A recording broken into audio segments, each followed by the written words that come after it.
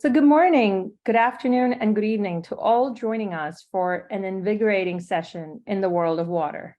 I'm Meena Sankaran, founder and CEO of KETOS, a real-time water intelligence company that sits on the intersection of robotics, material science, and data science to transform how businesses and people think about water. Today, I feel honored to have a very special guest amongst us, a legend and a very well-respected expert in the water sector. He's not only the CEO of Water Foundry, but also the founder and general partner of the Water Foundry Ventures. He has been a sustainability and water strategy advisor to multinationals, water technology companies, investors, and non-governmental organizations for his entire career. He has also been a managing director at Deloitte Consulting, where he established and led the water strategy practice. He's also the author of numerous publications on water strategy and innovation, and also co-host of The Stream with Will and Tom. I could speak for a couple of hours about the highlights of Will's glorious career, but in the short time we have him here with us, I would like all of us to leave with some intriguing and thought-provoking ideas as we all anticipate the future of water. Welcome to the KETOS Water webinar series, Will. Meena, it's an honor to be here and have a conversation with you. I think you know how I feel about what you've done and your journey in the world of water. So I really do look forward to a lively, spirited conversation. And I will say that I'll be sure to tell my sons that someone referred to me as a legend. So thank you for that. Absolutely. And you have a recording to prove that. I know. I love it. Absolutely. And so really appreciate your time, Will, and I do mean everything I've said here. And, we do have a short time and I would love to dive into just so many conversations here, but kicking off something that you and I both are very passionate about is really innovation in the world of water. And as you are aware, water is being called the laggard compared to other sectors. And I'm not a fan of that word, but I couldn't find another word to use that described the sector's, adoption curve in a better form. And in coming from a sector that's not water traditionally, and I look at innovations in, say, the power sector, transportation, clean energy, what are your thoughts in terms of what's held us back? What's holding people back in this sector? Boy, that's a great question. A complicated answer, I would say. In part, water's invisible, water's free. The sector, however you want to define the sector, and I define it very broadly, has been very traditionally conservative and risk adverse. And I'd say more recently, you couple that with, and I would say rightfully so, the focus on climate change. And so water just really doesn't get a lot of attention, although I do believe that's changing rather quickly, in particular in places like the American West, where I live, and other parts of the world. I would say, even Europe. I was on a call with a European Union subcommission on water, and they were talking about water-related challenges, scarcity primarily, and it sounded like someone was talking about the American West. So I think those are the factors that really sort of put water behind some other issues, but water's getting a lot more attention. There's UN Water Week that's coming up, which is the first UN-led event on water in decades, and people are also understanding the intersection of water and climate, water and food, water and energy, really water and anything. So I mean, that's my take.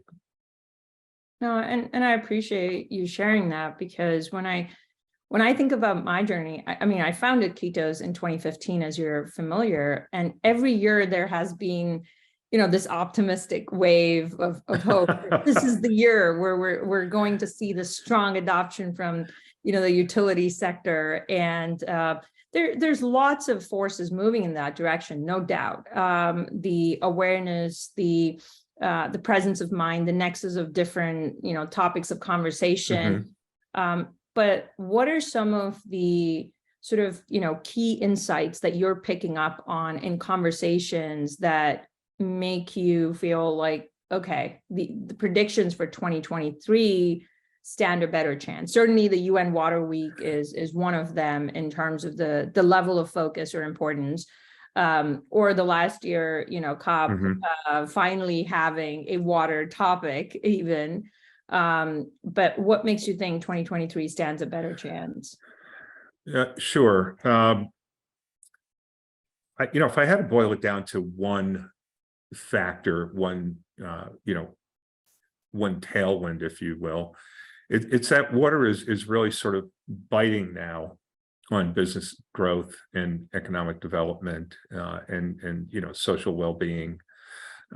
So again, where you see in the American West that housing developments cannot be built because water is not available, regardless of the price, it's just not there. So it takes the price issue off the table, and it comes down to, do you have a gallon of water? And then some of the other things you're seeing, in places like Europe and in Latin America, where, you're seeing the public sector and civil society really declare that businesses can not move in, they can't grow in a particular region because of what the lack of water availability. And I'd say that's it. It's just really bumping into water scarcity and poor quality is really impacting the business side, if you will, whether it's the public or the private sector. And that gets people's attention. Historically, it's been, we're in quotes, we're going to run out of water, we're in extended drought, whatever it may be. And, the price of water is just starting to increase, but it didn't really stall anything. There was no speed bump.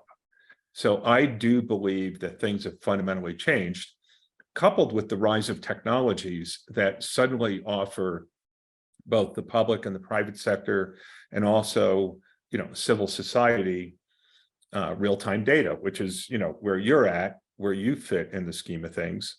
That's really very much a game changer, overall. So, that's my take in terms of why this time is different.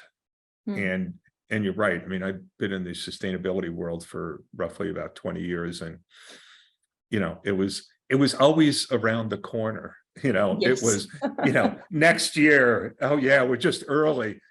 Well, yeah, like way early, in the scheme of things. So, it's all changed in my view. And I really hope that that's really the truth, or how much of that materializes. I think as entrepreneurs who have to strive in this sector to really leave a lasting impact, but also survival of the company, so that we're long enough or, hear enough during the period of the impact and the acceleration. I think these are very important pieces of information for us as we think of strategy for each year after year. Will, do you see a difference between how traditionally, when water issues are brought to the surface and people have to react, do you see a difference in pace of execution in the United States versus outside? Because traditionally, a lot of times, European countries tend to be more forthcoming in terms of now versus what we see and read about issues that are burning here in the United States. And do you see that shifting with a lot of now changes that are coming about within the United States as well?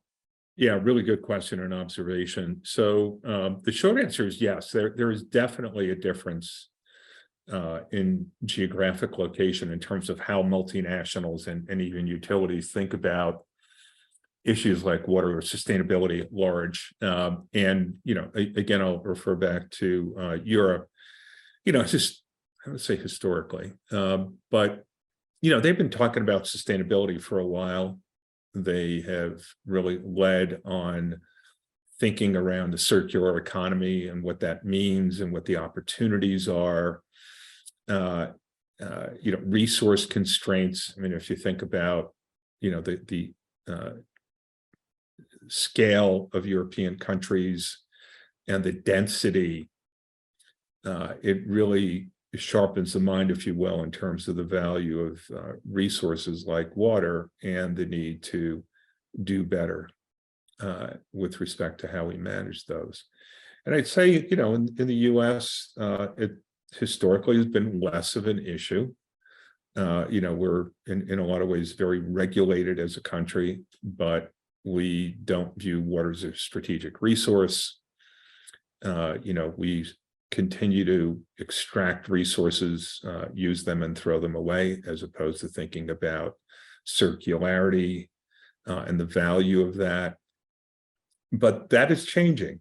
And I see US multinationals thinking more and more about their role in solving water-related challenges and other sustainability issues, driven by NGO. I don't want to say pressure, I don't like that word, but NGO perspectives, engagements. The workforce has been an absolute game changer, in my view. So a workforce that is engaged and interested and committed to sustainability issues, that changes the culture of a company and how they spend their money and think about sustainability and reporting and disclosure and so on. So, yeah, I think there's still a difference between how the European public sector, utilities, and multinationals think about these issues versus other parts of the world. And in Latin America is I would say somewhere in between. Right. No, very much so.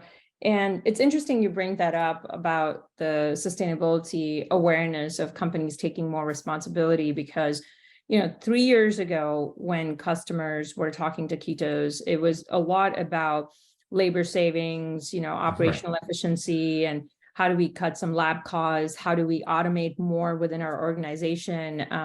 But now it's not that those factors don't kind of make up the chart in our ROI, but the top 3 things are more around, hey, can you actually help me with our sustainability reporting?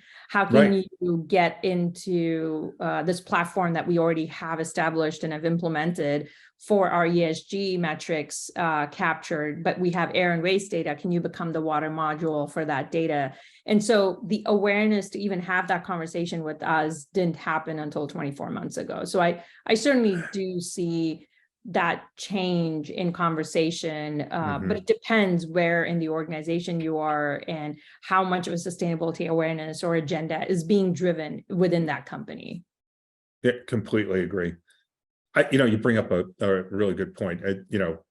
It's easy to just sort of lump the private sector all together, but it's not. It's very different depending on industry sector and the culture of the company, the values that they have and so on. And I think there's a lot more traction, legitimate traction in the marketplace, not just driven by external reporting, ESG reporting, but really that additional value that you pointed out. It's not just operational performance or compliance. It's delivering value in a different way to a corporation through digital technologies. Oh, true. So, shifting gears a bit, but this is a good segue, where when people think about water sector, if I have a first conversation, they usually tend to speak on behalf of municipalities or cities or utilities. However, one of the primary reasons of, KETOS even making it this far and being successful has been the outcome of us diversifying as a startup and being able to look at our user base across industrial and agriculture. I'm curious to hear your thoughts based on your experience, from Deloitte and your days in terms of being an advisor, both from a public sector as well as private sector. How have you seen water strategy differ? I mean, obviously industrial folks are, announcing different sustainability policies and jumping on it, But I'm very curious how you're seeing that kind of alignment happen between public sector, and what are your thoughts about that? Well, that's a complicated question and answer, Meena, but I'll go for it. I'll go back to my origin story a bit, in that I historically have almost always worked for the private sector. So that was sort of the mindset I had of, how does water create business value? How does, environmental compliance create business value? And then when I got hooked on this thing called sustainability, it was, well, what's the business value of sustainability? And it was more than, well, actually, dare I say, it was not about doing the right thing, because that's not a value proposition to a company. It's creating business value to the company. And you can define that very broadly. So what I found over the years is that, really understanding how, sustainability and a water strategy creates business value and impact, and defining that very clearly in both the public and the private sector. And it's different for the utility sector, government agencies, than it is for the private sector, just because of the nature of how they're built, their stakeholders, and so on. But there's more and more overlap, I believe. And, I believe this is something that you and I talked about. Both the utility sector and the private sector, I would say for the most part, the private sector at large cares about healthy watersheds. And, water does not come from the tap. It comes from groundwater or surface water. And that's a catchment, that's a watershed. And for a multinational that's certainly in the food and beverage sector, or really any company,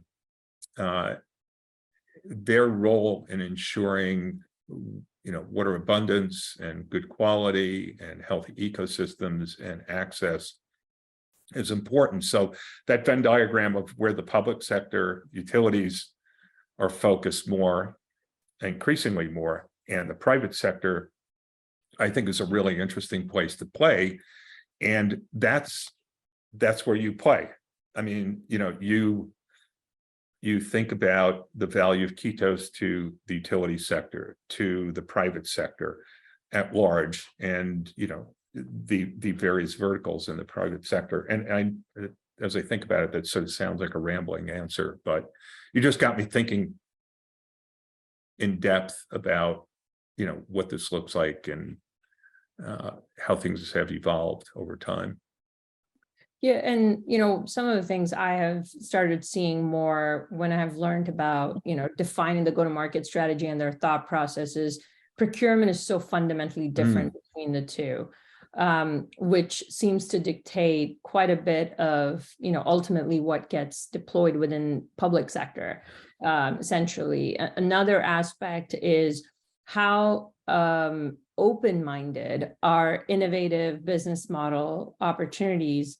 Like, do they even stand a chance in public sector compared to private sector? Because public sector procurement and the structure of how traditional capital asset management has been set up, it's so static that while people are encouraging innovative business models, do they even stand a chance? And similarly in private sector, the decision-making process is quite driven towards certain types of BU alignment, because if the top line revenue is actually impacted, you might have a certain acceleration to that decision. Whereas in public sector, the question is, what is that motivation and what is that driver? And so that's where I've always had the struggle. I mean, I would love to grow in the muni sector and show them the value, because we know we can create the value. But there's always seems to be that steep barrier. Well, yes, there's that barrier. It's going to change slowly. I was at a water conference last week, and I was on a panel with other investors, and the moderator asked the question, well, what could startups do differently? Like, what's your advice to them to get traction, in the utility sector in particular, but I also added the private sector. And I threw out that I think we need to flip this around. we need to drive change in the utility sector and in the private sector on how innovation happens. And it's more about strategy, and it's about culture, and it's about transformation, and being open to new technologies and new business models, as opposed to advising the startup and early growth stage company on how they need to change. Well, yeah, we can push that lever, a lot probably, but unless we can get the customer to think about taking risks and embedding innovation into a culture, we're going to have the same challenges. It's going to be like pushing rope, to a large degree. You're nodding because I know that you've been there. But so I don't know. My point was that we really need to come at it from both ends and really change the customer view of innovation and procurement. I would say in particular, in addition to, working with startups on, the voice of the customer, if you will. Yeah, and I think people is also part of it, because the workforce in the utility sector is such an important topic. And I know that's a whole other conversation in itself, because I think that's going to influence, how innovation gets adopted and integrated into the fold as well. Which, how much investment is actually going into the workforce of the utilities compared to private sector. There's constant, sort of revisiting or scrutiny of the organizations and reorgs and restructuring. But that level of scrutiny doesn't happen in the public sector from a standpoint of, foresightedness of an organization culture, right? So I think there are certain things that are inherently advantageous to the public, to the private sector, which enable it to kind of adopt technologies a lot faster than public sector. But to your point, bringing that innovation within the organization, it's like we need Will Sarni kind of like cloned for multiple, between public sector strategy and private water strategy, because we can't have enough of, folks thinking from the industrial angle into the private, because most people who are advising the utilities are from the utilities. So how do you make those waves of change happen? I don't know if I want to be cloned. I don't know that the world needs that. But you bring up a really interesting point in that, historically, I've always been focused on the private sector, and the only work that I've done in the utility sector has been through technology companies that I've worked with. And I'm beginning to realize that I need to better understand and engage with the utility sector, not necessarily as a client, a customer, but really sort of broaden my aperture in terms of, okay, these are the challenges that they face. This is how they procure. This is, innovative technologies and new business models and so on. So I'm committed to engaging more with the utility sector. And the way I'm going to do it is through technology innovation and investing in technology companies around that construct of a healthy watershed. For me, that is really where the overlap is, and the opportunity to,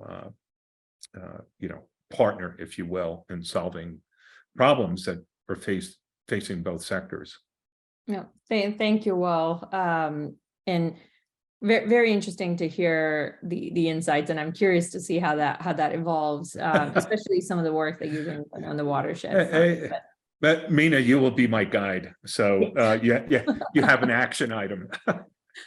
Taken. And lastly, one of the thoughts, there's one of the big announcements from 2022 and just the recent years is just the impact of policy, right? Water is such an interdisciplinary asset. And so how do you see the impact of policy, especially with the large federal funding grants that are in the process of being issued?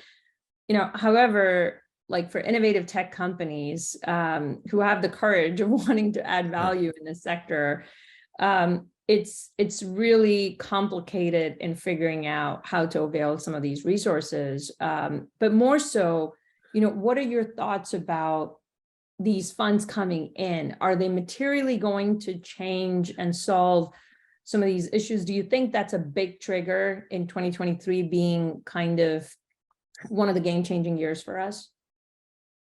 The short answer is no. I think it's helpful, certainly, but my view is that, the funds are going to go into projects that invest in technologies, if you will, and infrastructure that's, not terribly innovative in the scheme of things. I think we're still trying to solve the supply side of the equation and not reduce demand.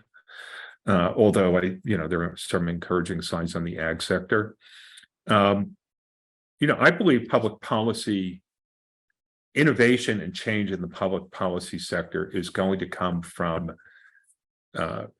people like you, quite candidly, that go directly to a customer and deliver something that makes them more sustainable, more resilient, easier to, comply with regulations, whatever it may be. So entrepreneurs, investors, NGOs, multinationals, I believe will accelerate change in public policy and will poke the public sector to act faster. And, again, I'm seeing that in the American West, go direct to the home builders, go direct to multinationals and deliver solutions as opposed to trying to sell into the public sector. I just think that's slow, tedious, and I think there are other ways, other levers to pull, Meena. Yeah, there's always so much to learn in this space. Well, it's and for me, I feel like I have a 2-year-old, but I feel like I'm the toddler in the KETOS journey or in the world of water journey. I know we're running out of time, and I know several of the audience members like me have a ton of queries. And our chat has been buzzing. So maybe we can squeeze 1 or 2 queries here. What is one key takeaway you'd like to leave, for each of our audience category, if you may, because we have typically the types of questions are coming in. You have from municipality folks, because we have city utility customers and industrial user like our mining and others.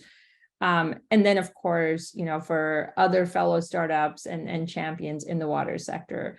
So maybe, one takeaway for all three.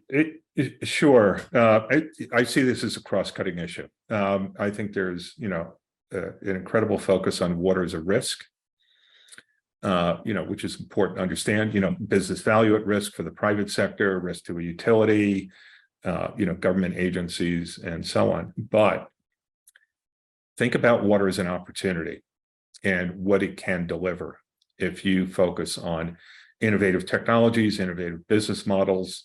One thing that I'm really focused on this year is innovation in partnerships.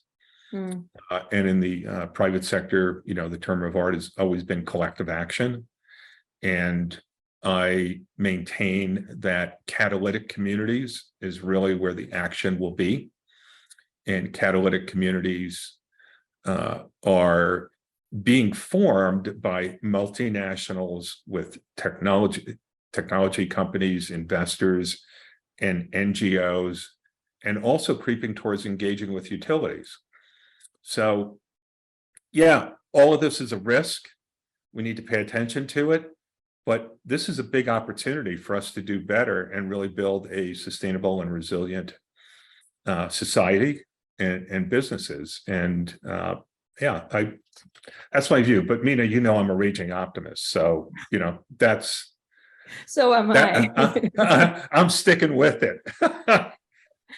No, just truly very appreciative of your time. Well, very grateful for all of your perspectives. There's a lot to unpack here in each of your responses, and for us to do a deeper dive with, whether it's policy, whether it's workforce, whether it's the current water trends, each of these questions is going to turn into its own session of exploration. And we did not even touch the sort of the word of the year, which is PFAS. And we hope to have your time in the future, and KETOS is certainly grateful, personally for me, to have you as a strategic advisor in this sort of unique journey of water meets innovation through, policy, people, and tech, which is something I firmly believe in.